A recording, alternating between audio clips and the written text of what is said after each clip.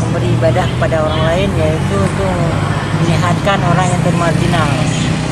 Kita lihat kalau bukan kita, siapa lagi yang akan peduli. Nah, karena juga beliau juga sama seperti kita, cuman bedanya ada saraf mereka yang terganggu. Itu orang saraf yang terganggu itu orang gila. Cuman nggak terlalu parah. Kalau kita bisa kita obatin, kenapa tidak? Nah, siapa yang akan peduli ketika bukan kita? Ya, namanya kehidupan sama, pasti akan berujung kematian juga. Nah, karena Allah juga menyatakan bahwa tolonglah menolong sesamamu, nah, tanpa mengenal siapa dia.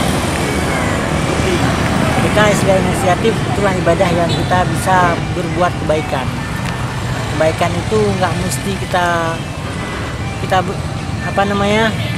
harus kebaikan itu harus kita jalankan, nggak kita bicara aja. Mesti berupa uang. Ya, tidak mesti berupa uang, yang penting kita perbuatan kita, karena kita ikhlas karena Allah Ta'ala. Nanti Allah Ta'ala akan membantu kita. Ini Pak Yahya. Karena gangguan jiwa cuma bisa kita obati dengan cara apa? Dengan cara ruqyah, dengan cara bersedekah dan selawat kepada Allah. Nah, dengan cara itu mereka tunduk dan mengenalkan Allah.